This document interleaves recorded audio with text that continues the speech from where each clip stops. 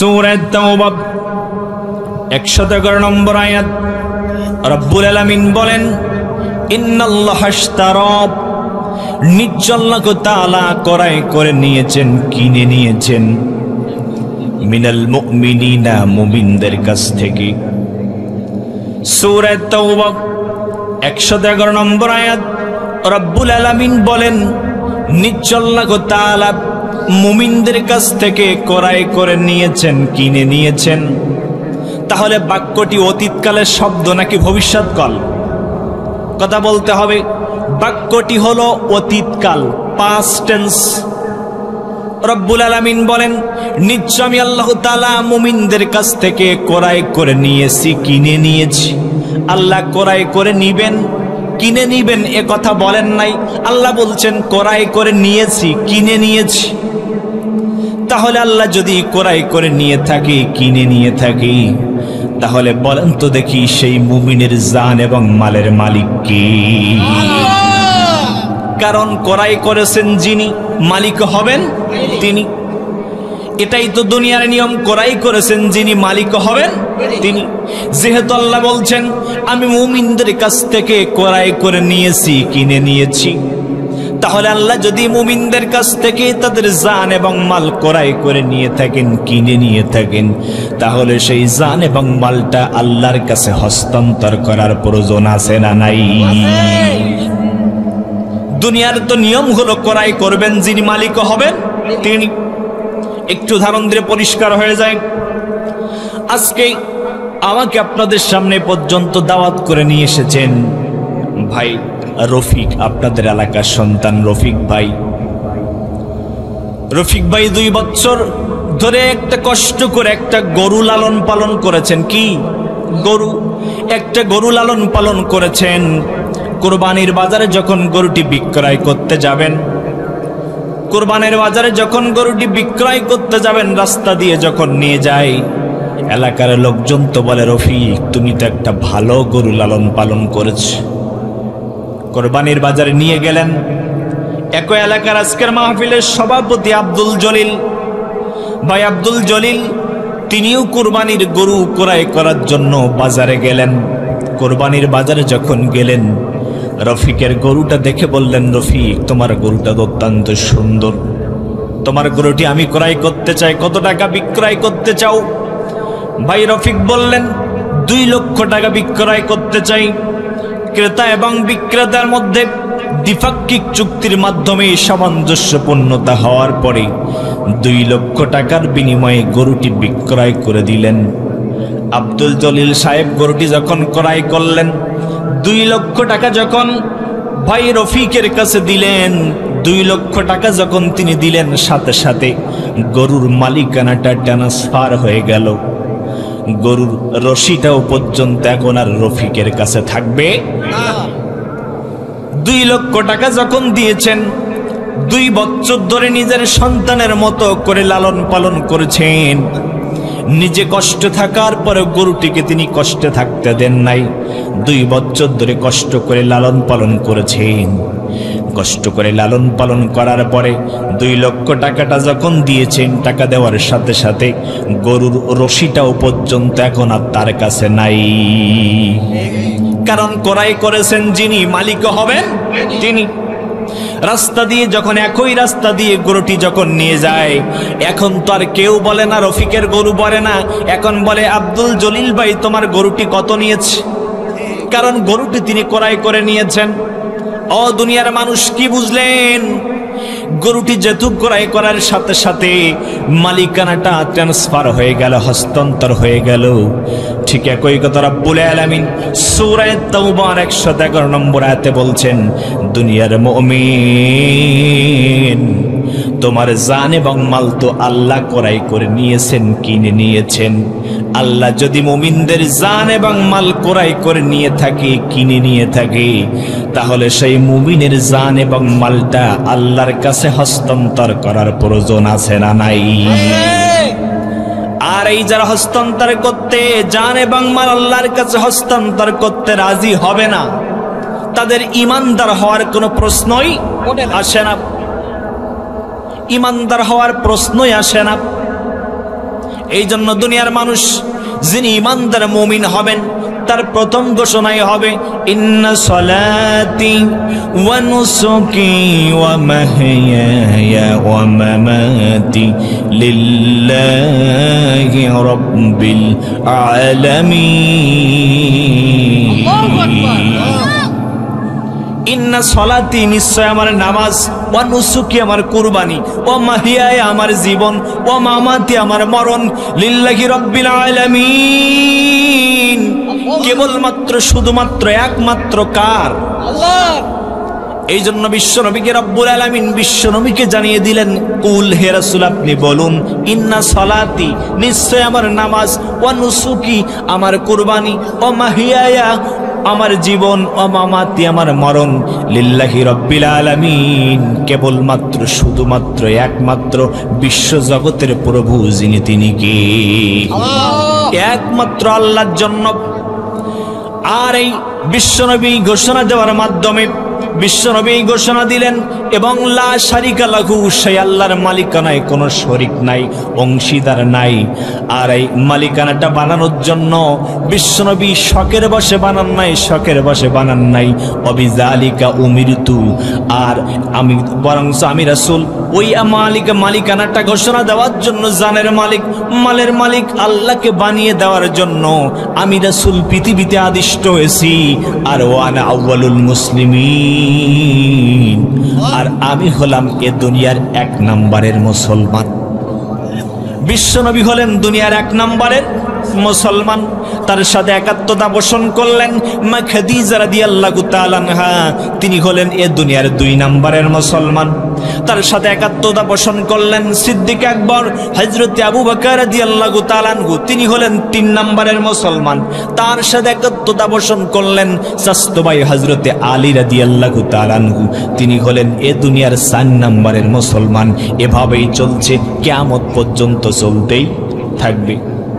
দুনিয়ার মানুষ তাহলে কি বুঝলেন?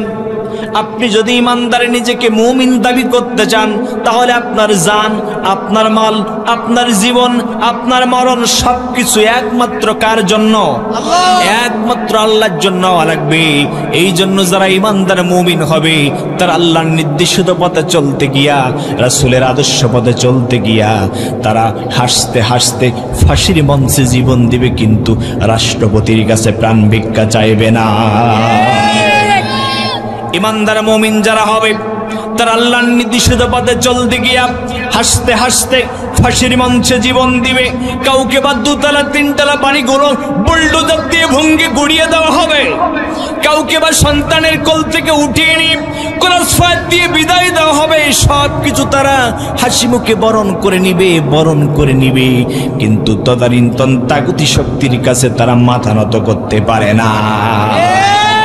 কারণ তারা জানে এই জানের মালিক, এই মালের মালিক আমি নই, জান এবং মালের মালিক যিনি তিনি কে? এই জন্য তারা হাসতে হাসতে সব কিছু বরণ করে নিবে, হাসতে হাসতে ফাঁসির মঞ্চেও জীবন যাবে।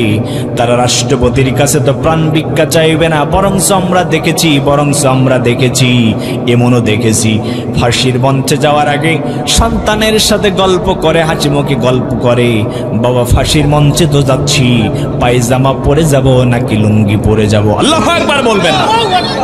কারণ তারা ওই ফাঁসির মঞ্চকে জান্নাতের ফুলের মালা হিসাবে বরণ করে নিয়েছে, ঠিক না? মুসলমান তাহলে কি বুঝলেন?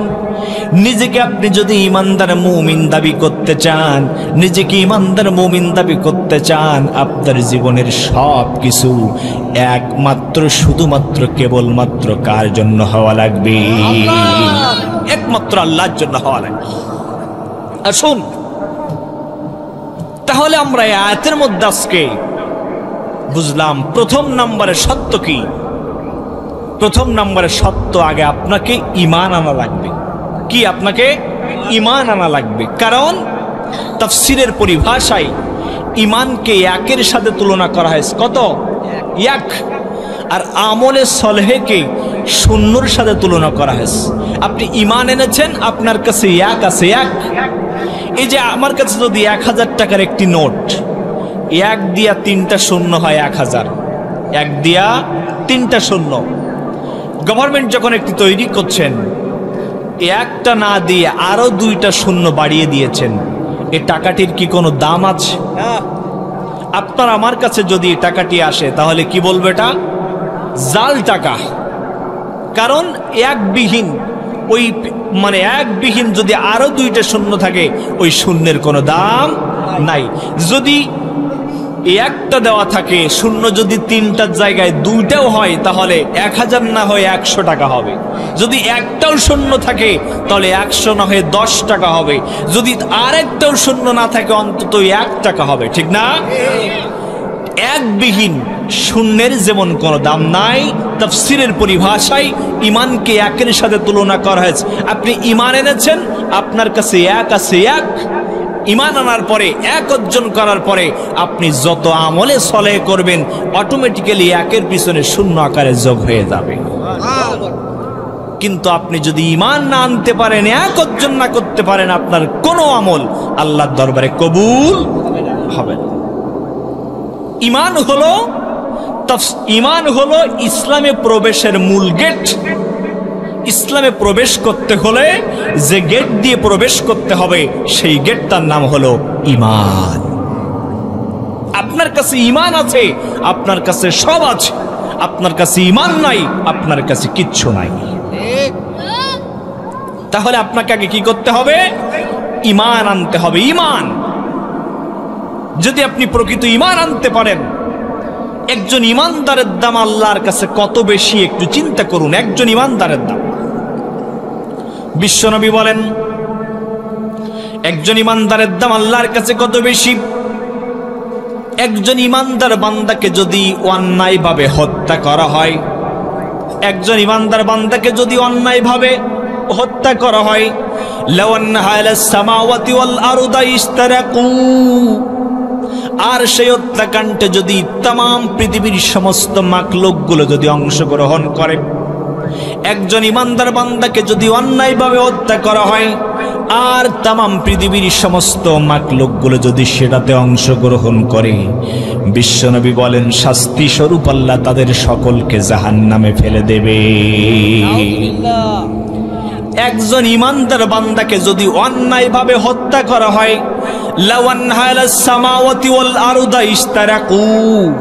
আর তাম পৃথিবীর সমস্ত মাখলুকগুলো যদি সেটাতে অংশগ্রহণ করে, বিশ্বনবী বলেন শাস্তি স্বরূপ আল্লাহ তাদের সকলকে কোথায় পাঠাবে?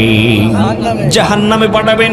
তাহলে চিন্তা করুন, এই বিগত 16 বছর যাবৎ এই জালিম স্বৈরাচার খুনি এবং তার দোসররা নিরপরাধ মানুষগুলোকে রাতে রাতের সন্তানের কোল থেকে নিয়ে শুধু ক্রস ফায়ার করে বিদায় করে নাই, এদেশের কিংবদন্তি ইসলামী আন্দোলনের 6 জন বীর সিপাহ সালারদেরকে নিরপরাধভাবে ফাঁসির মঞ্চে ঝুলিয়ে মেরেছে।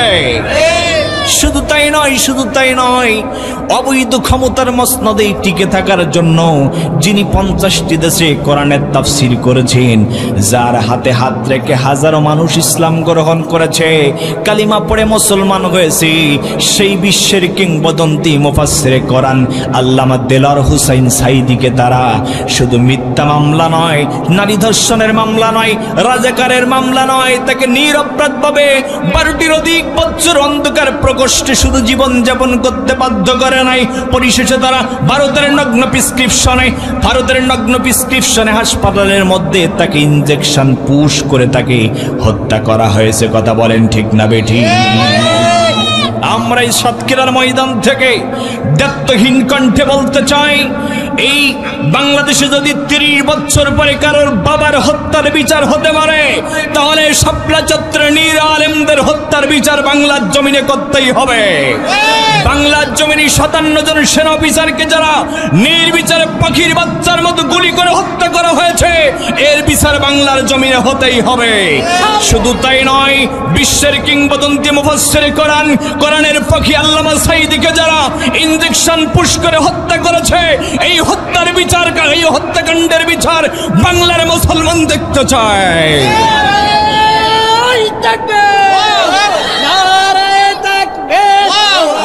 আল কোরআনের আলো সংসদে জালো,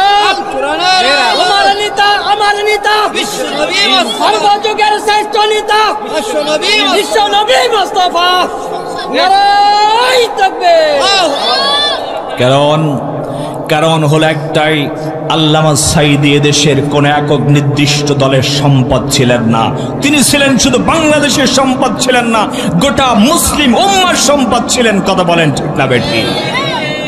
আমরা আজকে মাননীয় বাংলাদেশের বর্তমান উপদেষ্টা ডক্টর মোহাম্মদ ইউনূসকে বলতে চাই, আপনি শুধু রায় দিয়ে বাংলার মুসলমানের কলিজার আগুন নিভাতে পারবেন না। এই নাস্তিককে যতদিন পর্যন্ত দিবালোকে বাংলার লক্ষ কোটি তাওহীদ জনতার সামনে ওপেন ফাঁসির মঞ্চে ঝুলিয়ে নামার হবে, ততদিন পর্যন্ত বাংলার মুসলমানের হৃদয়ের আগুন কোনোদিন মুছবে না। কথা বলেন ঠিক না বেঠিক? বিশ্বনবী বলেন, তাহলে একজন ইমানদার বান্দার দাম আল্লাহর কাছে কত বেশি। একজন ইমানদার বান্দাকে যদি অন্যায়ভাবে হত্যা করা হয়, আর যদি হত্যাকাণ্ডে তামাম পৃথিবীর মাখলুকগুলো যদি অংশগ্রহণ করে, বিশ্বনবী বলেন শাস্তি স্বরূপ আল্লাহ তাদের সকলকে কোথায় পাঠাবেন? জাহান্নামে পাঠাবেন।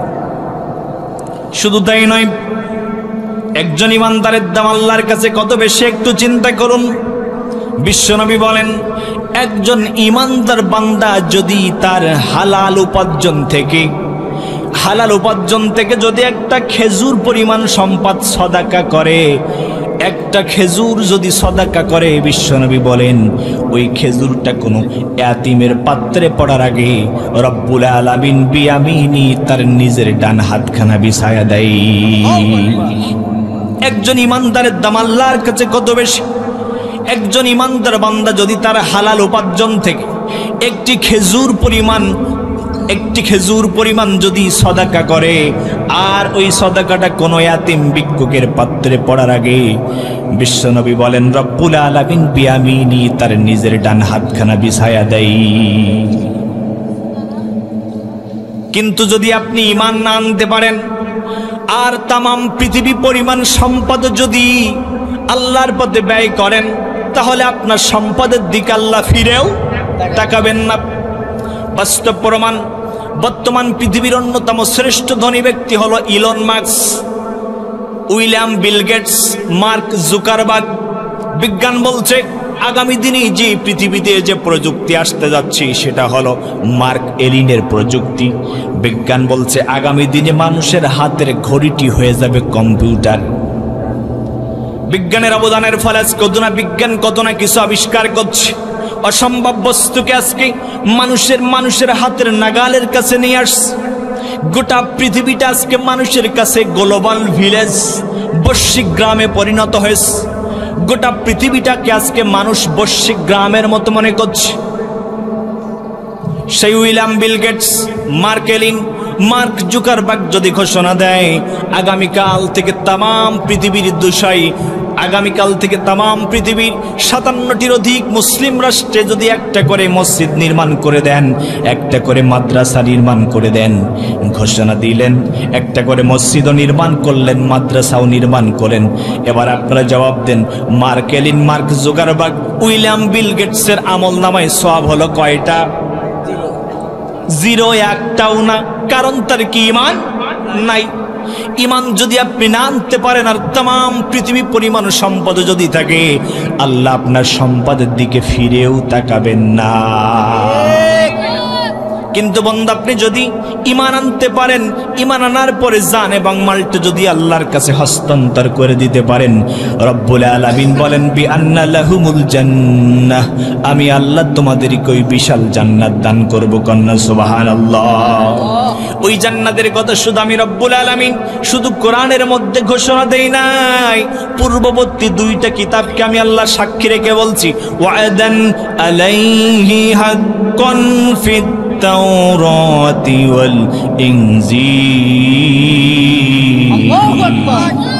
পূর্ববর্তী 2টা কিতাব তাওরাত এবং ইনজিল কিতাবকে আমি আল্লাহ সাক্ষী রেখে বলছি, তোমরা যদি জান এবং মালটা যদি আল্লাহ রাস্তায় বিলিয়ে দিতে পারো, মালিকানাটা যদি হস্তান্তর করতে পারো, আমি রব্বুল আলামিন তোমাদেরকে ওই বিশাল জান্নাত দান করব। কন্যা সুবহানাল্লাহ।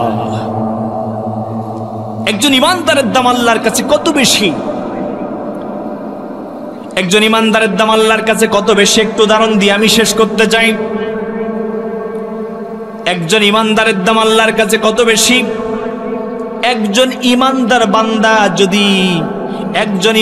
বান্দা যদি তার হালাল উপার্জন থেকে যদি তার সামান্য পরিমাণ শুধু সাদাকা নয়, একজন ইমানদারের দাম আল্লাহর কাছে কত বেশি একটু চিন্তা করুন। যদি আপনি জান এবং মালটা আল্লাহর পথে বিলিয়ে দিতে পারেন, আল্লাহর কাছে যদি হস্তান্তর করতে পারেন, সাথে সাথে রব্বুল আলামিন জান্নাতের ঘোষণা দিয়েছেন। দুনিয়ার মানুষ যদি কথার মধ্যে কোনো ভুল ত্রুটি থেকে থাকে, কিন্তু রব্বুল আলামিন যে ঘোষণা দিয়েছেন তার মধ্যে কি কোনো সন্দেহ আছে? নাই। কোনো ভুল আছেনি? ভুল যদি আপনার অন্তরে মনে থাকে তাহলে আপনার মধ্যে কি ঈমান আছে? নাই। চলুন একটু ঘুরে আসি। সাহাবায়ে কেরাম কেমন জান এবং মালটা আল্লাহর পথে বিলিয়ে দিয়েছেন। বিশ্বনবীর বিশ্বস্ত বন্ধু নাম হলেন হযরত আবু বকর রাদিয়াল্লাহু তাআলা আনহু। হযরত আবু বকর রাদিয়াল্লাহু তাআলা আনহু তিনি যখন ইসলাম গ্রহণ করলেন, ইসলাম গ্রহণ করার সময় তার কাছে 20,000 দিরহাম ছিল। 20,000। তদানীন্তন সময়ের শ্রেষ্ঠ ধনী ছিলেন হযরত আবু বকর।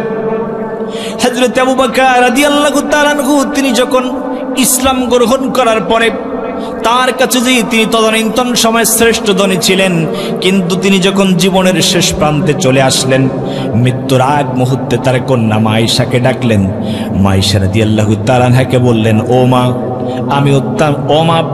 আমি আমার জীবনের শেষ প্রান্তে চলে এসেছি।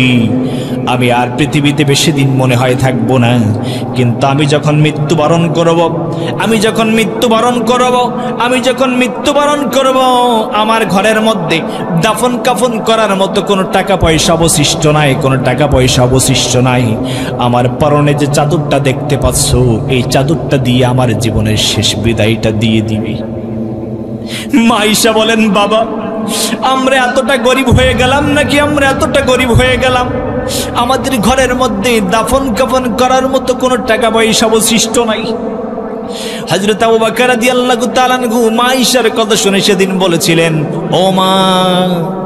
ও মা, তুমি যদি দুনিয়ার জমিন থেকে তোমার জান এবং মালটা যদি আল্লাহর পথে বিলিয়ে দিতে পারো, জান এবং মালটা যদি আল্লাহর কাছে ট্রান্সফার করতে পারো, হস্তান্তর করতে পারো, দাফন কাফন করানোর জন্য দুনিয়ার দামি কোনো পোশাকের প্রয়োজন নাই। তোমার মৃত্যুবরণ করতে দেরি হবে, কিন্তু ফেরেশতারা জান্নাতের পোশাক পরাতে তোমাকে দেরি করবে না। কারণ তারা জানে সাহাবায়ে কেরাম নিজের যখনই প্রয়োজন হয়েছে সবকিছু জান এবং মাল আল্লাহর পথে তারা বিলিয়ে দিয়েছেন। কারণ তারা জানে এ জানের মালিক, মালের মালিক আমি নই, জান এবং মালের মালিক যিনি তিনি কে? আল্লাহ। মুসলমান, তাহলে যখনই প্রয়োজন হয়েছে সাহাবায়ে কেরাম নিজের মালগুলো হস্তান্তর করে দিয়েছেন। চলুন তো একটু দেখে আসি সাহাবায়ে কেরাম যখন প্রয়োজন হয়েছে কেমন তারা জানও দিয়েছেন। বিশ্বনবীর জলিলুল কদর সাহাবী নাম হলেন হযরতে আব্বাদ ইবনে বিশির। কি নাম? হযরতে আব্বাদ ইবনে বিশির রাদিয়াল্লাহু তাআলা আনহু। চতুর্থ অথবা পঞ্চম হিজরিতে একটা যুদ্ধ সংগঠিত হয়েছিল। চতুর্থ এবং পঞ্চম হিজরিতে একটা যুদ্ধ সংগঠিত হয়েছিল। যুদ্ধটির নাম হলো জাতুর রিকা, দুই উপত্যকার মধ্যবর্তী যুদ্ধ। এই যুদ্ধে মুসলমানদের সৈন্য সংখ্যা ছিল 400, মতান্তরে 800। রাসূল করিম সাল্লাল্লাহু আলাইহি সাল্লাম নিজে এই যুদ্ধে নেতৃত্ব দিয়েছিলেন, স্বয়ং নেতৃত্ব দিয়েছিলেন, যুদ্ধে জয়লাভ করেছিলেন। কিন্তু এই যুদ্ধে একজন কাফেরের স্ত্রী মৃত্যুবরণ করেছে, একজন কাফেরের স্ত্রী মারা গিয়েছে। মারা যাওয়ার পরে ওই কাফের প্রতিজ্ঞাবদ্ধ হলেন, যতক্ষণ পর্যন্ত আমি আমার স্ত্রী হত্যার প্রতিশোধ না নিতে পারবো, ততক্ষণ পর্যন্ত আমি ক্ষান্ত হব না, আমি গোসল করব না, আমি ভাতও খাইব না। প্রতিজ্ঞাবদ্ধ হলেন। যখন প্রতিজ্ঞাবদ্ধ হয়ে গেলেন, আল্লাহর নবী বিশ্বনবী মুহাম্মদ রাসূলুল্লাহ সাল্লাল্লাহু আলাইহি সাল্লাম যুদ্ধ শেষে মদিনাতে প্রবেশ করবেন। কিন্তু আল্লাহর নবীর আযান মোবারক ছিলেন, বিশ্বনবী যে যুদ্ধে জয়লাভ করতেন ওই যুদ্ধে তিনি মদিনাতে আসতেন না, দূরে কোথাও তাঁবু গেড়ে সেখানে অবস্থান করতেন। নিয়ম অনুযায়ী একই সিদ্ধান্ত হয়ে গেল। সন্ধ্যা ঘনিয়ে আসলো। আল্লাহর নবী সাহাবীদেরকে বললেন, আমার সাহাবীরা, আমরা এই যুদ্ধে আজকে মদিনাতে অবস্থান, আমরা যুদ্ধে বিজয় হওয়ার পরে আমরা আজকে রাত্রে মদিনাতে অবস্থান করব না, আমরা এখানে তাবু গেড়ে রাত্রে এখানে কাটাতে চাই। রাসূল করিম সাল্লাল্লাহু আলাইহি ওয়াসাল্লাম সাহাবীদেরকে অর্ডার করলেন, সাহাবায়ে কেরাম তাবু স্থাপন করলেন। খানা পিনার আয়োজন হয়ে গেল। খাওয়ার শেষে আল্লাহর নবী সাহাবীদেরকে বললেন, কে আসো? দুইজন সাহাবীকে আমি দেখতে চাই, আজকে সারা রাত আমার তাঁবুটা পাহারা দিবে। দুইজন সাহাবীকে দেখতে চাই। ওই দুইজন উপস্থিত সাহাবীর মধ্যে প্রথম যিনি দাঁড়িয়ে গেলেন তিনি হলেন বিশ্বনবীর জলিলুল কদর সাহাবী হযরত আব্বাদ ইবনে বিশির। আরেকজন দাঁড়িয়ে গেলেন, নাম হযরত আম্মার ইবনে ইয়াসির। দুইজন সাহাবী দাঁড়িয়ে গেলেন। দুইজন সাহাবী রাসূল করিম সাল্লাল্লাহু আলাইহি সাল্লামের তাঁবুটা পাহারা দিতে লাগলেন, তাঁবু মোবারকটা পাহারা দিতে লাগলেন। দুইজন সাহাবী পরামর্শ করলেন, ভাই সারা রাত খামাখা কেন দুজন দাঁড়িয়ে থাকবো? আমি রাতের প্রথম অংশটা পাহারা দেই, তুমি ঘুমিয়ে নাও। আর রাতের প্রথম অংশ শেষ হওয়ার পরে আমি ঘুমাতে যাব, তুমি রাতের শেষ অংশটা পাহারা দিও। দুইজন সাহাবীর মধ্যে দ্বিপাক্ষিক চুক্তির মাধ্যমে দাঁড়িয়ে গেলেন। প্রথম অংশ দাঁড়িয়ে গেলেন হযরত আব্বাদ ইবনে বিশির। আম্মার ইবনে ইয়াসির ঘুমাতে গেলেন। হযরত আব্বাদ ইবনে বিশির রাদিয়াল্লাহু তাআলা আনহু তিনি চিন্তা করলেন, গভীর রাত, আল্লাহর সাথে সম্পর্কের সময়, তিনি আর খামাখা দাঁড়িয়ে থাকতে চাইলেন না। তিনি তাহাজ্জুদের নামাজে সময়টুকু পার করে দিতে চাইলেন। আল্লাহর নবী বিশ্বনবী সাহাবী হযরতে আব্বাদ ইবনে বিশির রাতের প্রথম অংশ দাঁড়িয়ে পাহারা দেওয়ার জন্য দাঁড়িয়ে গেলেন। তিনি দাঁড়িয়ে দাঁড়িয়ে কোরআন তেলাওয়াত করতে লাগলেন। রব্বুল আলামিন আব্বাদ ইবনে বিশিরের কণ্ঠে এত মধু দিয়েছিলেন, আব্বাদ ইবনে বিশির যখন তেলাওয়াত করতেন মনে হতো সমস্ত গাছগাছালিগুলো নিস্তব্ধভাবে দাঁড়িয়ে তার তেলাওয়াত শুনছে।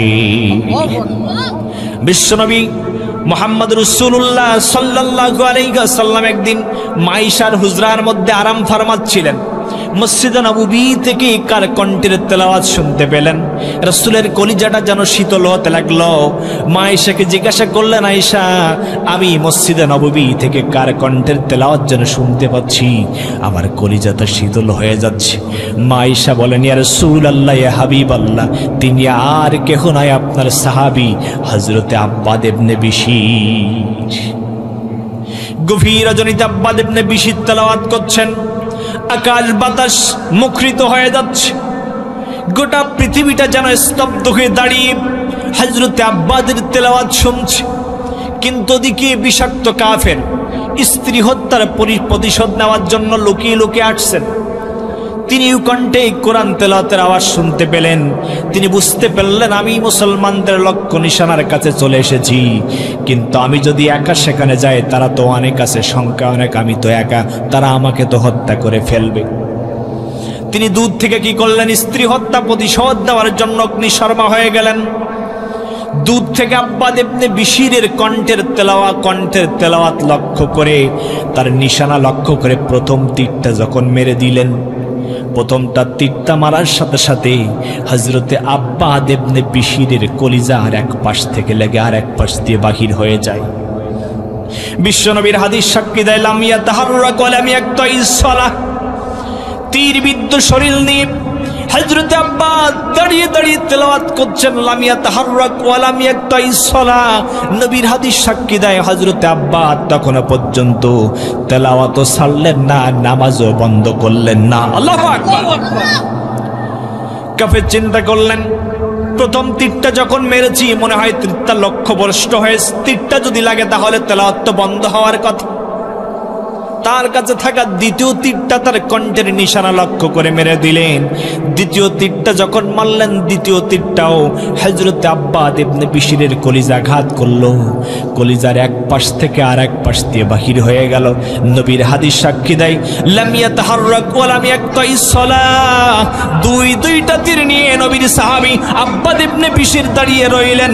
দুইটা তীর নিয়ে দাঁড়িয়ে রইলেন, কিন্তু লাম ইয়াতাহাররাক ওয়া লাম ইয়াকতাইস সালাহ, তেলাওয়াত বন্ধ করলেন না, নামাজও ছেড়ে দিলেন না। আল্লাহু আকবার। দুইটা তীর নিয়ে দাঁড়িয়ে আছেন। কাফের চিন্তা করছেন, দ্বিতীয় তীরটাও মনে হয় লক্ষ্যভ্রষ্ট হয়ে গিয়েছে। দ্বিতীয় তীরটা যখন লাগে নাই, তিনি কি করলেন? তৃতীয় তীরটা তার কণ্ঠ লক্ষ্য করে, আওয়াজ নিশানা লক্ষ্য করে তৃতীয় তীরটাও যখন মেরে দিলেন, তৃতীয় তীরটা মারার সাথে সাথে হযরতে আব্বাদের সিনা বরাবর লেগে এক পাশ দিয়ে আর এক পাশ দিয়ে বাহির হয়ে যায়। লাম ইয়াতাহাররাক ওয়া লাম ইয়াকতাইস সালাহ। তিনটা তীর নিয়ে দাঁড়িয়ে আব্বাদ ইবনে বিশির দাঁড়িয়ে আছেন। লাম ইয়াতাহাররাক ওয়া লাম ইয়াকতাইস সালাহ, বিশ্ব নবীর হাদিস সাক্ষী দেয় তিনটা তীর নিয়ে কলিজায় দাঁড়িয়ে আছেন, কিন্তু নবীর সাহাবী হযরতে আব্বাদ ইবনে বিশির তেলাওয়াত ছাড়লেন না, নামাজও বন্ধ করলেন না। তিনটা তীর নিয়ে নামাজ যখন শেষ করলেন, নামাজ শেষ করার পরে নামাজ শেষ করে বসে আছেন, রক্তে সমস্ত শরীরে স্নান হয়ে গেল, নামাজের বিছানাটাও ভিজে গেল। পাশের সাহাবী আম্মার ইবনে ইয়াসিরকে ডাকলেন, ভাই আম্মার, আমি আব্বাদ মনে হয় পৃথিবীতে আর বেঁচে থাকার সময় নাই, আমার মনে হয় আর পৃথিবীতে বেঁচে থাকার সময় নাই ভাই আব্বাদ। আব্বাদকে যখন ডাকলেন, হযরতে আব্বাদ উঠে দেখলেন, জাগ্রত হয়ে দেখলেন আব্বাদ। হযরতে আম্মার যখন জাগ্রত হয়ে গেলেন, ঘুম থেকে জাগ্রত হওয়ার পরে দেখলেন আব্বাদ তিনটা তীর কলিজায় নিয়ে বসে আছেন, রক্তে সমস্ত শরীরগুলো স্নান হয়ে গেল, রক্ত জমিনটা ভিজে গেল। হযরতে আব্বাদকে জিজ্ঞাসা করলেন, ভাই আব্বাদ, প্রথম তীরটা যখন তোমার কলিজায় লেগেছিল কেন আমাকে বলো নাই, কেন দেখো নাই? দ্বিতীয় তীরটা লাগলো, তিনটা তীর তোমার কলিজার মধ্যে কিভাবে লাগলো? সাহাবীদের মধ্যে শোরগোল পড়ে গেল। সকল সাহাবায়ে কেরাম উঠে একই প্রশ্ন করলেন। হযরতে আব্বাদ ইবনে বিশির রাদিয়াল্লাহু তাআলা আনহু বলেছিলেন, শুনুন, আমি বিশ্বনবীর কদম সারাদিন যুদ্ধ করার পরে, যুদ্ধের বিজয় বেশে ফেরার পরে নবী করিম সাল্লাল্লাহু আলাইহি সাল্লাম যখন তার তাবু মোবারকটা পাহারা দেওয়ার জন্য আদিষ্ট করলেন, আমি দাঁড়িয়ে গেলাম। আমি সারা রাত দাঁড়িয়ে তার তাবুটা পাহারা দিচ্ছিলাম এবং তার বিশ্বনবীর কদম মোবারককে সামনে রেখে আমি আব্বাদ তেলাওয়াত করে নামাজ আদায় করে এতই মজা পাচ্ছিলাম, কাবার মালিক আল্লাহর নামের কসম করে বলছি, তিনটা তীর আমার কলিজার মধ্যে আঘাত করেছে, তিনটা তীর কলিজার মধ্যে বিদ্ধ হয়েছে, কিন্তু আমি আব্বাদ এক চুল পরিমাণও ব্যথা বেদনা অনুভব করে নাই। সাহাবীদের ঈমান কেমন ছিল? প্রয়োজন যখন হয়েছে জান দিয়েছেন, প্রয়োজন হয়েছে মাল দিয়েছেন। আমরাও যদি এই জান এবং মাল দেওয়ার নিয়তে যদি দীপ্ত শপথ নিতে পারি, ইনশাআল্লাহ অনতিবিলম্বে এই বাংলার জমিনে আর নাস্তিকদের মতবাদ চলবে না। অনতিবিলম্বে বাংলার সংসদে আল্লাহর কোরআনের আইন চালু হয়ে যাবে। যতদিন পর্যন্ত আমরা জান এবং মাল আল্লাহর পথে দেওয়ার দীপ্ত শপথ না আনতে পারবো, যতদিন পর্যন্ত না আনতে পারবো, ততদিন পর্যন্ত মুসলমান বিজয় হবে না। কথা বলেন ঠিক না বেঠিক? আর আমরা যদি জান এবং মাল দীপ্ত দেওয়ার শপথ নিয়ে ঈমানের পথে বলিয়ান হয়ে যদি আগামী দিনে প্রস্ফুটিত হতে পারি, ইনশাআল্লাহ আগামীর দিন ইসলামের দিন। কথা বলেন ঠিক না বেঠিক? আসুন সেই ঈমান দীপ্তকের আহ্বানে।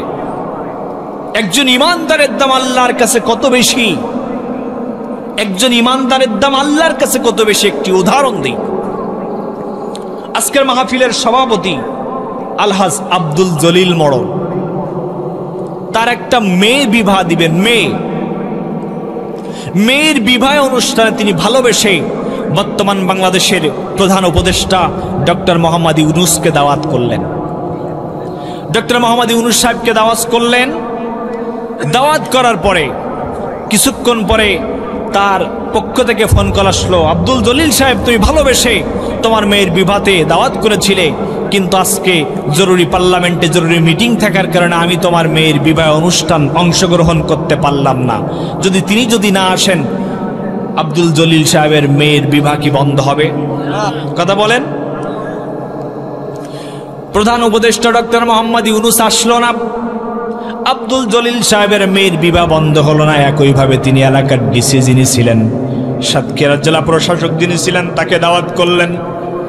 কিছুক্ষণ পরে তিনি একই কথা ফোন কল করে জানিয়ে দিলেন, সভাপতি সাহেব, তোমার মেয়ের বিয়েতে ভালোবেসে আমাকে দাওয়াত করেছিলে, কিন্তু আজকে জেলায় আজকে জরুরি মিটিং, জেলা পরিষদে জরুরি মিটিং থাকার কারণে তোমার মেয়ের বিবাহে অংশগ্রহণ করতে পারলাম না। আগে যেহেতু প্রধান উপদেষ্টা ঢাকা থেকে আসলো না, মেয়ের বিবাহ বন্ধ হলো না। এবার যেহেতু জেলার প্রধান, জেলা প্রশাসক, তিনি যদি না আসে, তার মেয়ের বিবাহ এবার মনে হয় বন্ধ হবে। বন্ধ হবে, আপনারাই বললেন, কিন্তু বন্ধ হবে না। একইভাবে তিনি এই সাতক্ষীরা সদর মডেল থানার যিনি ইনচার্জ মহোদয় আছেন, অফিসার মহোদয় যিনি আছেন, তাকেও দাওয়াত করলেন। তিনি একই কথা কিছুক্ষণ পরে ফোন কল করে জানিয়ে দিলেন, বিয়ের দিন ঘনিয়ে আসলো। ফোন কল করে জানিয়ে দিলেন, সভাপতি, তোমার মেয়ের বিয়েতে আমাকে ভালোবেসে দাওয়াত করেছিলে, কিন্তু আজকে থানাতে জরুরি মিটিং থাকার কারণে তোমার মেয়ের বিয়েতে অংশগ্রহণ করতে পারলাম না। যেহেতু থানার অফিসার এবার আর না আসবে, তাহলে এবার মেয়ের বিয়ে ঠেকাই কি? মেয়ের বিয়ে বন্ধ হবে? বন্ধ হবে না। একইভাবে তিনি এই ইউনিয়নের চেয়ারম্যান যিনি আছেন কবির হোসেন মিলন ভাইকে দাওয়াত করলেন। তিনি একই কথা বললেন, সভাপতি সাহেব, ভালোবেসে তোমার মেয়ের বিয়েতে দাওয়াত করেছিলে, কিন্তু আজকে আমার ইউনিয়ন পরিষদে জরুরি মিটিং থাকার কারণে তোমার মেয়ের বিয়েতে আমি অংশগ্রহণ করতে পারলাম না। আগে যেহেতু প্রধান উপদেষ্টা আসলো না, বন্ধ হলো না, জেলা প্রশাসক আসলো না, বন্ধ হলো না, থানার অফিসার মহোদয় আসলো না, বন্ধ হলো না। এবার যেহেতু তার নিজ ইউনিয়নের চেয়ারম্যান মহোদয় আসবে না, এবার মনে হয় মেয়ের বিয়ে বন্ধ হবে। বন্ধ হবে না, আপনারাই বললেন। বিয়ের দিন ঘনিয়ে আসলো, নামাজ হয়ে গেল, মসজিদে নামাজ আদায় হয়ে গেল। নামাজ আদায়ের পরে হঠাৎ করে সভাপতি সাহেবের কাছে ফোন কল চলে আসলো, সভাপতি সাহেব, আপনার মেয়ের বর যিনি হবেন, দোলা যিনি হবেন, তিনি সাতক্ষীরা থেকে আসার পথে প্রতিমধ্যে একটা ট্রাকের সাথে রোড অ্যাক্সিডেন্ট করে মারা গিয়েছেন। এই সংবাদটা যখন সভাপতির কানে আসলো, মেয়ের বাবা যিনি, তার কানে যখন আসলো, এবার বলেন তো দেখি, মেয়ের বিয়ে চলবে নাকি বন্ধ হবে? মেয়ের বিয়েটা শুধু বন্ধ হবে না, বরঞ্চ পুরো অনুষ্ঠানটাই পাংশা হয়ে যাবে। ঢাকা থেকে প্রধান উপদেষ্টা আসলো না, মেয়ের বিয়ে বন্ধ হলো না। জেলা প্রশাসক আসলো না, বন্ধ হলো না। ডিসি সাহেব আসলো না, বন্ধ হলো না। অফিসার ইনচার্জ মহোদয় আসলো না, বন্ধ হলো না। চেয়ারম্যান মহোদয় আসলো না, বন্ধ হলো না। মেয়ের বর যেহেতু এসেছে, বিয়ে হবে। তারা যদি আসতো, তাহলে মেয়ের বিয়েটা আরো ভালো লাগতো, জাঁকজমকপূর্ণ হতো। কিন্তু তারা আসে নাই, কিচ্ছু আসে যায় না। বর এসেছে, বিয়ে হবে, ঠিক না? কিন্তু মেয়ের বর যদি না আসে, আর সমস্ত দাওয়াতকৃত মেহমান তারা যদি সকলে আসে, তাহলে পুরো বিয়ের অনুষ্ঠানটা শুধু বন্ধ হবে না, পুরো অনুষ্ঠানটাই পাংশা হয়ে যাবে। বিয়ের দিন যিনি বর হয়, তার একটা চোখ থাকবে না, তা কানা হোক, খড়া হোক, কুজো হোক। বড় টুপিটা কার মাথায় থাকে? বর যিনি, তার মাথায় থাকে। বড় প্লেটটাও বরের সামনে থাকে, ঠিক না? ও মুসলমান, কি বুঝলেন? বিয়ের দিন প্রধান উপদেষ্টা না আসলেও বন্ধ হলো না, চেয়ারম্যান আসলো না, বন্ধ হলো না, এসপি আসলো না, বন্ধ হলো না। কিন্তু একজন কানা খোড়া কুজো বর, তিনি যদি না আসে, পুরো অনুষ্ঠানটা বন্ধ হয়ে যাবে। ওই বিয়ের দিন একজন বরের দাম যেমন প্রধান উপদেষ্টার চাইতে বেশি, একজন কানা বরের দাম যেমন বেশি, ঠিক রব্বুল আলামিন এই দুনিয়াতে একজন ইমানদারের দাম ঠিক তত বেশি। একজন ইমানদার বান্দা যতদিন পৃথিবীতে বেঁচে থাকবে, একজন ইমানদারের কারণে আল্লাহ পৃথিবীটাও ধ্বংস করবে না। বিশ্বনবী বলেন, লা তাকুমুস সাআতু আলা আহাদিন ইয়াকুলু আল্লাহ আল্লাহ। সহিহ মুসলিমের বর্ণনা, লা তাকুমুস সাআতু আলা আহাদিন ইয়াকুলু আল্লাহ আল্লাহ। একজন আল্লাহওয়ালা ইমানদার বান্দা যতদিন পৃথিবীতে বেঁচে থাকবে, একজন ইমানদার আল্লাহওয়ালা বান্দার কারণে আল্লাহ পৃথিবীটাকে ধ্বংস করবে না। তাহলে আসলে একটু গবেষণায় যাই। 1971 সালে বাংলাদেশ যখন স্বাধীন হয়েছিল, বাংলাদেশের জনসংখ্যা ছিল 7.5 কোটি। কত? 7.5 কোটি। 50 লক্ষ হিন্দু, বৌদ্ধ, খ্রিস্টান বাদ দেন, থাকে কত? কথা বলেন না কেন? 7 কোটি। 2024 সালের আদমশুমারির রিপোর্ট অনুযায়ী বলছে, বর্তমান বাংলাদেশের জনসংখ্যা 18 কোটিরও বেশি। 2 কোটি আপনি হিন্দু, বৌদ্ধ, খ্রিস্টান বাদ দেন, থাকে কত? 16 কোটি। 1971 সালে বাংলাদেশের মুসলমানের সংখ্যা ছিল 7 কোটি। 2025 সালে এসে হয়েছে 16 কোটি। বাড়ছে নাকি কমছে? শুধু বাড়ে নাই, বরংস আরো দ্বিগুণ হয়েছে। আগামী 30 বছর পরে আরো বাড়বে নাকি কমবে? আমার কথা বুঝতেছেন তো? আরো 30 বছর পরে শুধু বাড়বে না, বাংলাদেশের মুসলমান হয়ে যাব 30 কোটি 40 কোটি। এভাবে তাম পৃথিবীতে মুসলমান বাড়বে নাকি কমবে? তাহলে লক্ষণে তো কয় কিয়ামত হওয়ার কোনো সম্ভাবনাই নাই। কারণ বিশ্বনবী বলছেন লা তাকুমুস সাআতু আলা হাদিন ইয়াকুলু আল্লাহ আল্লাহ। একজন আল্লাহওয়ালা ইমানদার যতদিন পৃথিবীতে বেঁচে থাকবে, আল্লাহ ততদিন পর্যন্ত পৃথিবীটাকে ধ্বংস করবে না। তাহলে আমরা বাংলাদেশের মুসলমান তো হয়ে যাব 30 কোটি 40 কোটি, তাম পৃথিবীতে বাড়তে থাকবে। তাহলে কিয়ামত হইবটা কেমনে? কিন্তু কোরআনের বক্তব্য ইকতারাবাতিস সাআত, দিন যতই ঘনিয়ে দিন যতই চলে যাচ্ছে, কিয়ামত ততই আমাদের নিকটে ঘনিয়ে আসছে। দিন যতই যাচ্ছে কিয়ামত আমাদের নিকটে ঘনিয়ে আসছে। তাহলে কি বুঝলেন? একটু ভালো করে বুঝুন। আজকে বাংলাদেশের আদমশুমারির অনুযায়ী মুসলমানের সংখ্যা বাড়ছে। আর ভোটার আইডি কার্ডের নিয়ম অনুযায়ী, গণনা অনুযায়ী বাংলাদেশের মুসলমানের সংখ্যা বাড়ছে। কিন্তু দিন যতই যাচ্ছে বাংলাদেশে প্রকৃত ইমানদার আর মুসলমান ততই কমে যাচ্ছে। আজকে এই যে আমার হাতে একটা সাদা কাগজ, আমি যদি লিখে দেই পয়াকার 9 রশ্মি পানি, এটা কি পানিতে ভিজবে? কথা বলে না কেন? আমি যদি লিখি সরেয়া গয়র সুদন্ত না আগুন, এটা কি আগুনে পুড়বে? এখানে লেখা আছে পানি, বাস্তবে পানি নয়। লেখা আছে আগুন, বাস্তবে আগুন নয়। ও মুসলমান, মুসলমান কি বুঝলেন? আজকে বাংলাদেশের আদমশুমারি রিপোর্ট অনুযায়ী বাংলাদেশের মুসলমান বাড়ছে। ভোটার আইডি কার্ডের রিপোর্ট অনুযায়ী বাংলাদেশের মুসলমান বাড়ছে। দিন যতই যাচ্ছে ততই সাদা কাগজ লেখা আছে মুসলমান, বাস্তবে মুসলমান নয়। লেখা আছে পানি, যেমন এখানে লেখা আছে পানি, বাস্তবে পানি নয়। লেখা আছে আগুন, বাস্তবে আগুন নয়। বাংলাদেশে আজকে রিপোর্ট অনুযায়ী মুসলমান বাড়ছে, কিন্তু না না, দিন যতই যাচ্ছে ততই প্রকৃত ইমানদার আর মুসলমান কমে যাচ্ছে। আজকে যদি প্রকৃত ইমানদার আর মুসলমান বাংলাদেশে 90% লাগতো না, 90% লাগতো না, 51% প্রকৃত ইমানদার মুসলমান যদি বাংলাদেশে থাকতো, বাংলার সংসদ কোনোদিন ব্রিটিশদের তৈরি করা আইন দিয়ে চলতে পারতো না। বাংলার সংসদ কোনোদিন ভারতের তৈরি করা আইন দিয়ে, দিল্লির বসে তৈরি করা আইন দিয়ে বাংলার সংসদ চলতে পারতো না।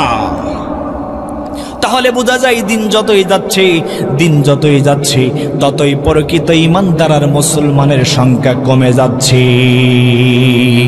আজকে দাড়িতে মুসলমান বাড়ছে, টুপিতে মুসলমান বাড়ছে, জুব্বাতে মুসলমান বাড়ছে, কিন্তু দিন যতই যাচ্ছে মুসলমান ইমান হারা হয়ে যাচ্ছে, ঠিক না? আজকে একজন কেমন মুসলমান, প্রকৃত নামে মুসলমান কামে মুসলমান নয়, তার বাস্তব প্রমাণ নিয়ে যান। বর্তমান বাংলাদেশের একটা চাঞ্চল্যকর তথ্য, শিল্পী বাউল আবুল সরকার, তিনি যে আল্লাহকে নিয়ে কটূক্তি করলো, কোরআনের সূরাতুন নাসকে নিয়ে যে কটূক্তি করলো, আর আমরা কিছু সংখ্যক নামধারী মুসলমান আছি, মুসলমান হয়ে তাদের পক্ষ নিচ্ছি। কথা বলেন ঠিক না বেঠিক? আসলে প্রকৃত সে নামে জন্ম নিবন্ধে মুসলমান দাবি করতে পারে, সে ভোটার আইডি কার্ডের নিয়ম অনুযায়ী মুসলমান দাবি করতে পারে, আসলে সে বাংলার জমিনের বাস্তব টাটকা মুনাফিক ছাড়া আর কিছু হতে পারে না। মুসলমান কি বুঝলেন? একজন ইমানদার মুসলমান জীবন থাকতে কোনদিন আল্লাহ দ্রোহী যারা, ইসলাম দ্রোহী যারা, তাদের পক্ষে কোনদিন জীবন চলে যাবে, কিন্তু সমর্থন করতে পারে না। মুসলমান যে কথা বলতেছিলাম, একজন ইমানদারের দাম আল্লাহর কাছে কত বেশি একটু চিন্তা করুন। একজন ইমানদার বান্দা যতদিন পৃথিবীতে বেঁচে থাকবে, একজন ইমানদারের কারণে আল্লাহ পৃথিবীটা কি করবে না? ধ্বংস করবে না। কত দাম একজন ইমান!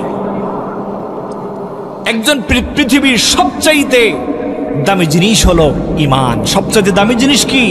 ইমান। আসুন তাহলে আমরা আমাদের আলোচনা আজকে বুঝলাম যে পৃথিবীর জমিন থেকে যদি আপনার জান এবং মালটা আল্লাহর পথে বিক্রয় করে দিতে পারেন, তার কাছে যদি হস্তান্তর করতে পারেন, ট্রান্সফার করতে পারেন, রব্বুল আলামিন বলেন বিআন্না লাহুমুল জান্নাহ, আমি আল্লাহ তোমাদেরকে বিশাল জান্নাত দান করব। কন্যা সুবহান। কেমন জান্নাত দান করবেন? বিশ্বনবী বলেন মা লা গুরাইয়াত ওয়ালা উজনু সামিয়াত আলা খতরা আলা কলবি বাশার। মা লা গুরাইয়াত, এমন জান্নাত আমি দান করব, এমন জান্নাত রব্বুল আলামিন দান করবেন। মা লা গুরাইয়াত, কোনদিন তুমি তোমার চোখ দিয়ে দেখো নাই, ওয়ালা উজনু সামিয়াত, তোমার কর্ণ দিয়ে শ্রবণ করো নাই, আলা খতরা আলা কলবি বাশার, কোনদিন তোমার অন্তর দিয়ে চিন্তাও করো না। আল্লাহু আকবার। যদি জান এবং মালটা যদি আল্লাহর পথে বিলিয়ে দিতে পারেন, আল্লাহর পথে হস্তান্তর করতে পারেন, তাহলে এই যে বিশাল জান্নাত রব্বুল আলামিন আপনার জন্য প্রস্তুত করে রেখেছেন। সর্বশেষ যে ব্যক্তি জান্নাতে যাবে, সর্বশেষ যে ব্যক্তি জান্নাতে যাবে, বিশ্বনবী বলেন রব্বুল আলামিন তাকে 10 দুনিয়ার সমান জান্নাত দান করবে। বর্তমান বিজ্ঞান বলছে, বর্তমান পৃথিবীর আয়তন হলো 51 কোটি 19 লক্ষ বর্গ মাইল। পৃথিবীর আয়তন 51 কোটি 19 লক্ষ বর্গ মাইল।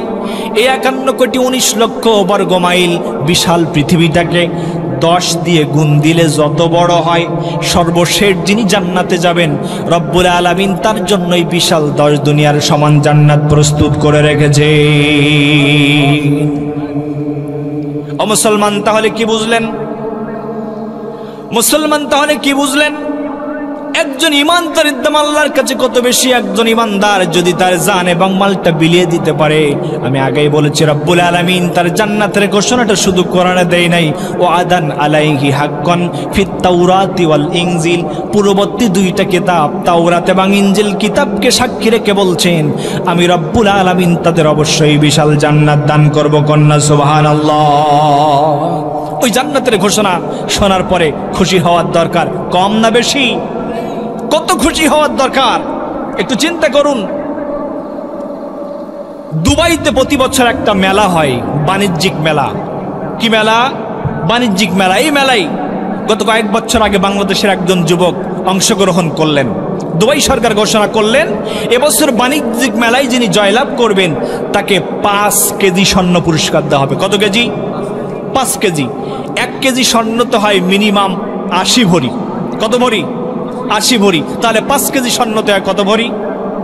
400 ভরি। 1 কেজি 1 ভরি স্বর্ণের দাম বর্তমান যদি হয় 2 লাখ টাকা, তাহলে 400 ভরি স্বর্ণের দাম কমপক্ষে 8 কোটি টাকা। দুবাই সরকার যখন ঘোষণা দিলেন, ওই মেলায় বাংলাদেশি যুবক জয়লাভ করলেন। তিনি যখন জয়লাভ করলেন, তার বায়োডাটা যখন কম্পিউটারে চেক করলেন, দেখলেন বাংলাদেশ, সুদূর বাংলাদেশ থেকে এসেছে প্রবাস জীবনে দুবাইতে। স্ত্রী পুত্র পরিবার পরিজনের মায়া ত্যাগ করে প্রবাস জীবনে থাকা কতটা কষ্টে, যারাই থাকে তারাই এর ব্যথা বেদনাটা বোঝে। মন চাইলে পিতা মাতাকে সাথে নিয়ে একটু খানা খাইতে পারে না, মন চাইলে সন্তানকে একটু কোলে নিতে পারে না। কত বেদনা, কত কষ্টের তারাই জানে।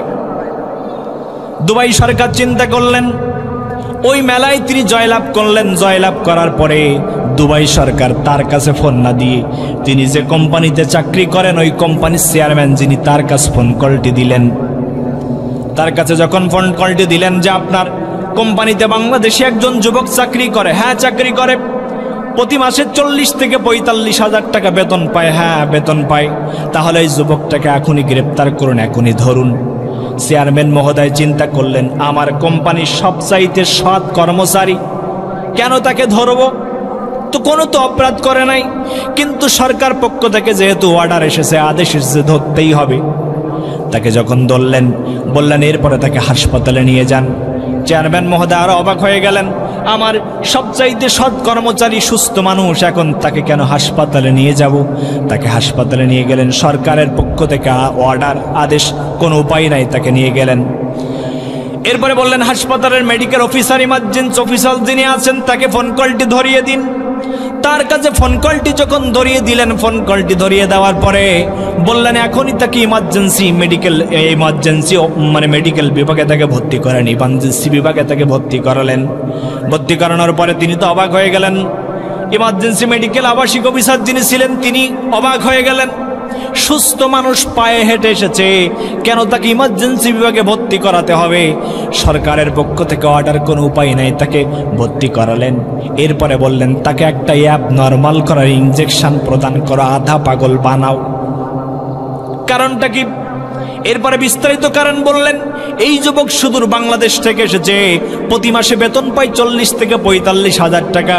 স্ত্রী, পুত্র, পরিবার পরিজন, তাদের ভরণ পোষণের দায়িত্ব পালন করার পরে আর তেমন কোনো টাকা পয়সা অবশিষ্ট থাকে না।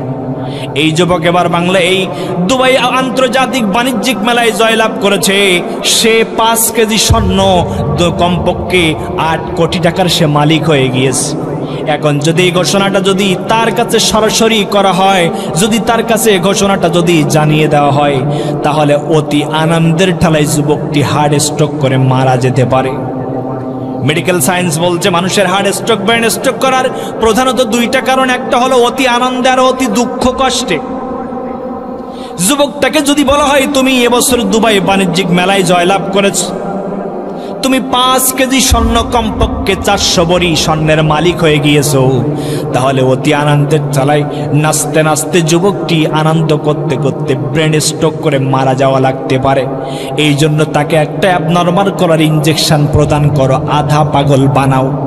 জানোই খবরটি তার কাছে, মেসেজটি তার কাছে যাওয়ার সাথে সাথে মেসেজটি তিনি যেন গ্রহণ করতে পারে, হজম করতে পারে। দুনিয়ার মানুষ কি বুঝলেন?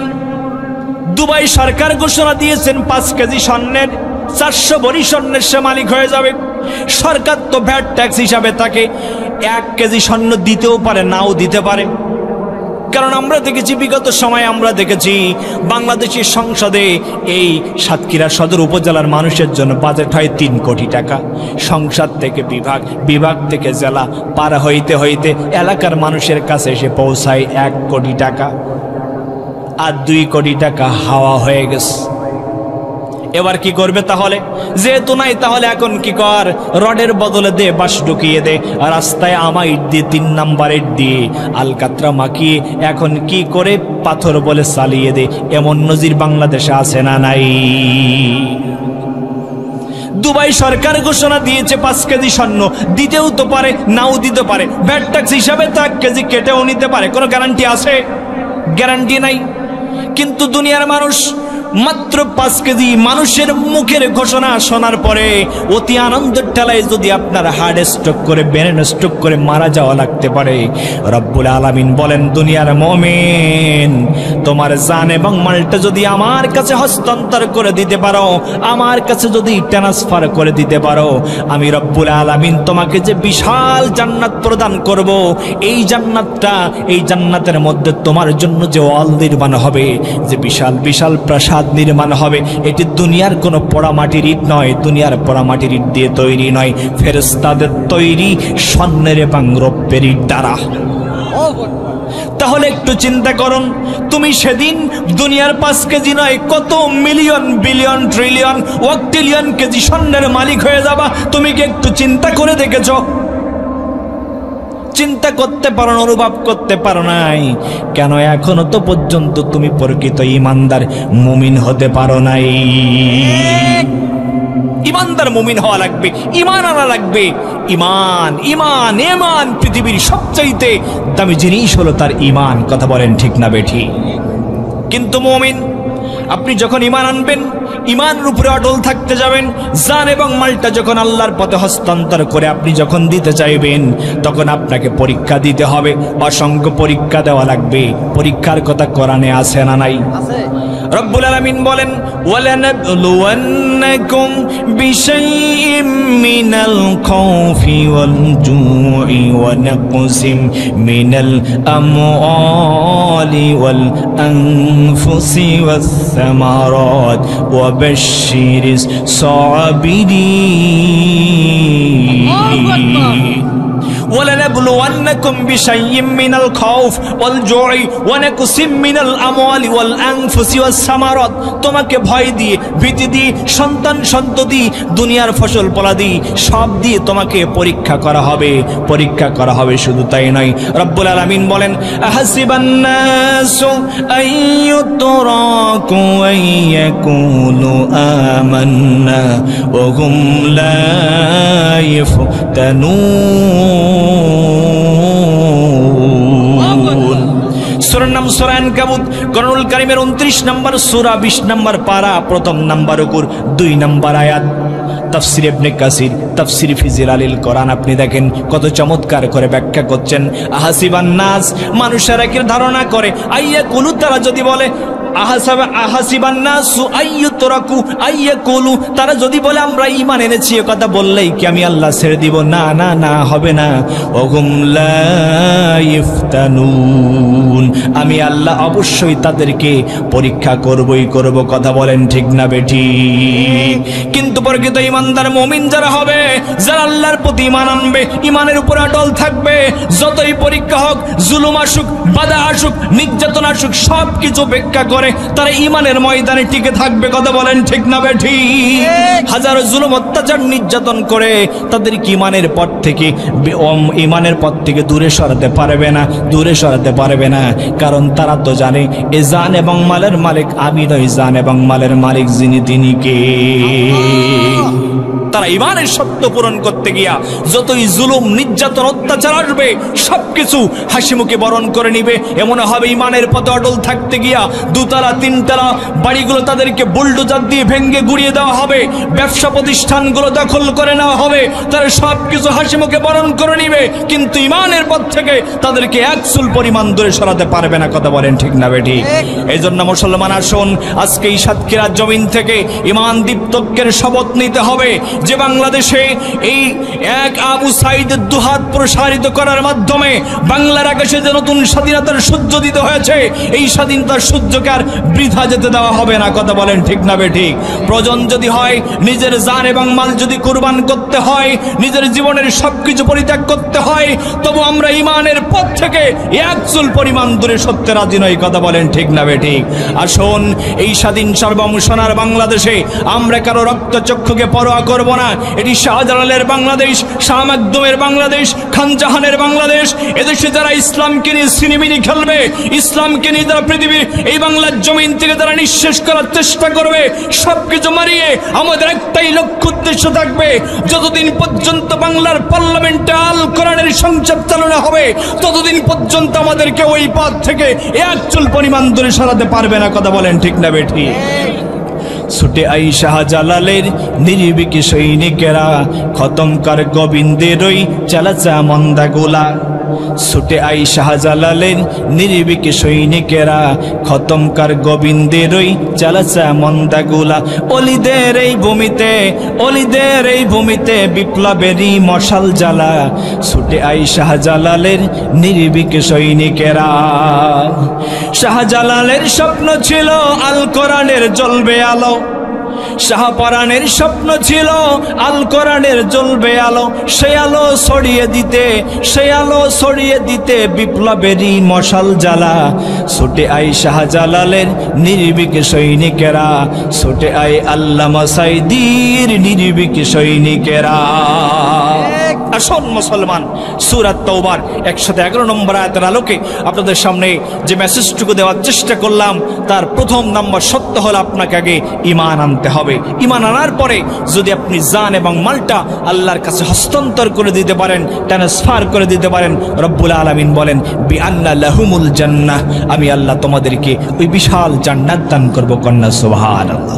আর একজন ঈমানদার মুমিন ততক্ষণ পর্যন্ত লা ইউমিনু আহাদুকুম হাত্তা ইয়াকুনা হাব্বা ইলাইহি মিন ওয়ালিদিহি ওয়া ওয়ালাদিহি ওয়ান নাসি আজমাইন, যতক্ষণ পর্যন্ত তার স্ত্রী পুত্র সব থেকে, সেই সন্তান সন্ততি থেকে যতক্ষণ পর্যন্ত রাসূল করিম সাল্লাল্লাহু আলাইহি ওয়াসাল্লাম তার এরা হবে, ততক্ষণ পর্যন্ত সে প্রকৃত ঈমানদার মুমিন হতে পারবে না। আসুন আমরা সমস্ত জুলুম, অত্যাচার, নির্যাতন সবকিছু ব্যতি রেখে আমরা আগামী দিনে যেন ঈমানদারদেরকে, এই ঈমানদারদেরকে আমাদের সমর্থন দিয়া আমরা যেন আগামী দিনে বাংলার সংসদে পাঠাতে পারি এবং দিন দেশ সমাজ রাষ্ট্র ব্যবস্থায় যেন এদিন কায়েমের স্বপ্ন যেন ধারা জারি রাখতে পারি। রব্বুল আলামিন আমাদের যেন সেই তৌফিক দান করেন, বলেন আমিন। ওয়া আখিরু দাওয়ানা আলহামদুলিল্লাহি রাব্বিল আলামিন। আসসালামু আলাইকুম ওয়া রাহমাতুল্লাহি ওয়া বারাকাতুহু।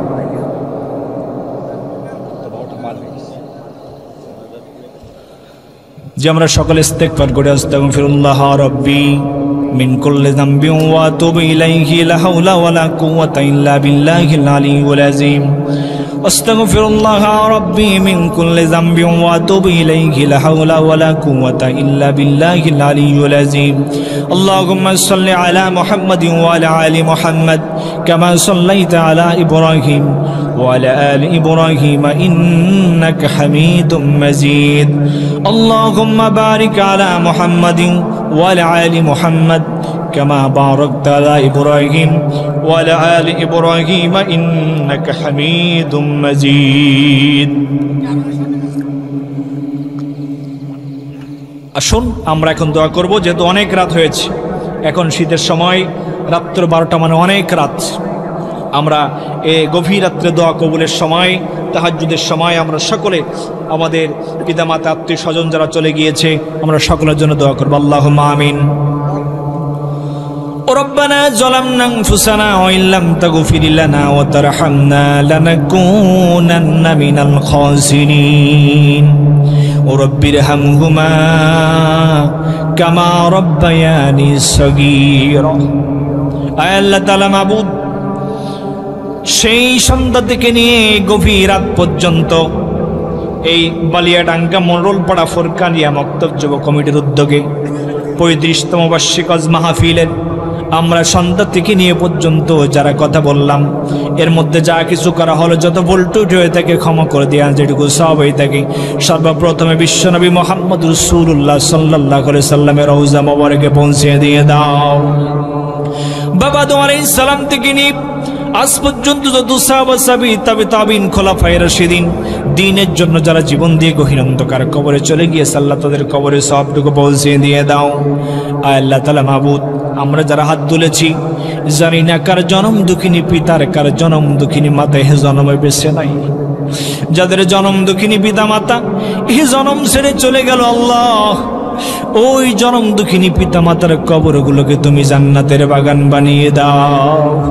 পিতাহারা মাতাহারা কত বেদনা, যে সন্তান হারিয়েছে সেই সন্তান ছাড়া এর তো কেউ ব্যথা বেদনা বোঝে না রে মাবুদ।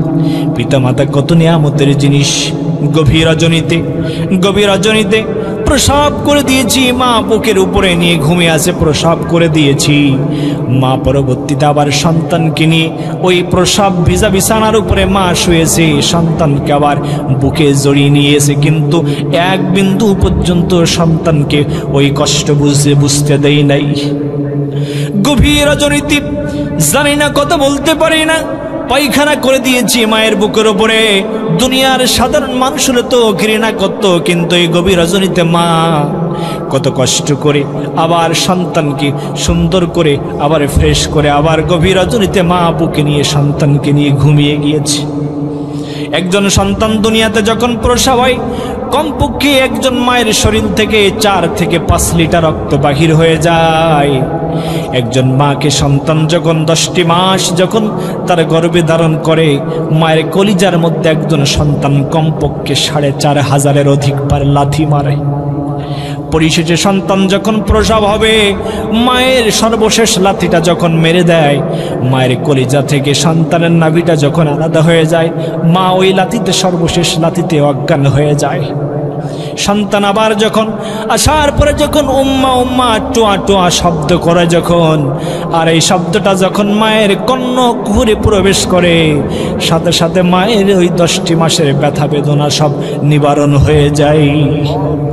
ওই জনম দুঃখিনী মাতা যার জনম ছেড়ে চলে গেল, ওই জনম দুঃখিনী পিতা সন্তানের জন্য গভীর রাত্রে বিভিন্ন জায়গায় কাজ করতে যায়। ওই সন্তানের জন্য দূর প্রবাসে যখন যায়, এমন হয় আর সন্তানকে আর শেষ জীবনের মতো আর দেখতে পারে না। কত কষ্ট করে মায়ের মাথার ঘাম পায়ে ফেলে, রাত নাই দিন নাই দেখা দেখি নাই মাবুদ। ওই জনম দুঃখিনী পিতার মাতা যার হে জনম ছেড়ে চলে গেল, পিতা মাতার কবরগুলোকে তুমি আল্লাহ জান্নাতের বাগান বানিয়ে দাও। আল্লাহ এমনিভাবে আমাদের সামনে পিছনে ডাইনে বামে যারা আছে যেখানে গহীন অন্ধকার কবরে চলে গিয়েছে, আল্লাহ তাদের কবরে সবটুকু পৌঁছিয়ে দিয়ে দাও। আয়াত আল্লাহ মাবুদ, দুটি হাত যখন তোমার দিকে তুলে ধরি, নিজের গুনার কথা তো স্মরণ না করে পারি না আল্লাহ। জানি না জানা অজানাই কত গুনাহ করেছি আল্লাহ, শয়তানের প্ররোচনায় কত গুনাহ করেছি মাবুদ। গুনার দিকে তাকালে তো মাপ পাওয়ার কোনো সম্ভাবনা নাই, কিন্তু মাবুদ তুমি তো গফুর গফফার, দুনিয়ার জমিন থেকে যদি মাপ না নিয়ে যায় কবর তো আমাদেরকে আর ছেড়ে দেবে না। মাবুদ তুমি আমাদের জীবনের সমস্ত গুনাহগাতাগুলো মাফ করে দাও। তুমি যদি মাফ না করো মাবুদ মাওলা, তোমার বান্দা যাবে কার কাছে দাও বলিয়া। আল্লাহ আমাদের যাওয়ার কোনো জায়গা নাই মাবুদ, তোমার কাছে গভীর রাত্রে দুহাত তুলে ফরিয়াদ করি, জানা অজানায় ইচ্ছা অনিচ্ছায় যত গুনাহ করেছি আল্লাহ আমাদের জীবনের গুনাহগাতগুলো মাফ করে দাও। আয় আল্লাহ তাআলা মাবুদ, এই মাহফিলটা আয়োজন করার জন্য যারা যেভাবে টাকা দিয়ে পয়সা দিয়ে অর্থ দিয়ে শ্রম দিয়ে সহযোগিতা করছেন তাদের সকলের দানকে তুমি কবুল আর মঞ্জুর করে নিয়ে নাও। আল্লাহ আজকে যারা দানের জন্য আদা করলেন সকলের দানকে তুমি কবুল আর মঞ্জুর করে নিয়ে নাও। আল্লাহ আমাকে বিশেষ করে ভাই রফিক ভাই দাওয়াত দিয়ে নিয়ে এসেছেন, বারবার যোগাযোগ করেছেন, রফিক ভাইকে তুমি ইসলামের জন্য কবুল আর মঞ্জুর করে নিয়ে নাও। আল্লাহ তাআলা মাহবুদ আজকে মাহফিলের সভাপতি থেকে শুরু করে অতিথি থেকে শুরু করে আমরা যারা উপস্থিত হয়েছে তুমি আমাদের সকলকে ইসলামের জন্য কবুল আর মঞ্জুর করে নিয়ে নাও। যে সকল মা বোনেরা গভীর রাত্র পর্যন্ত জেগে যারা এই কোরআনের মাহফিল শুনলো মাহবুদ আমার মা বোনদেরকে তুমি ইসলামের জন্য কবুল আর মঞ্জুর করে নিয়ে নাও।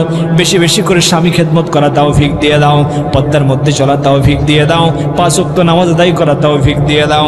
আয় আল্লাহ তাআলা মাহবুদ, পরিশেষে দুটি হাত তুলে তোমার কাছে দোয়া করি মাহবুদ, আমাদের টাকা নাই পয়সা নাই কিন্তু মনে বড় ইচ্ছা মাহবুদ ওই তোমার নবী রওজা মোবারককে সামনে রেখে একটিবার সালাম বিনিময় করতে, তোমার কবরে গেলাপ ধরে একটিবার জীবনের সমস্ত চা পাওয়াগুলো তোমার কাছে বলতে মাহবুদ। আল্লাহ তুমি আমাদের সকলকে খানে কাবার মেহমান হিসেবে কবুল আর মঞ্জুর করে নিয়ে নাও।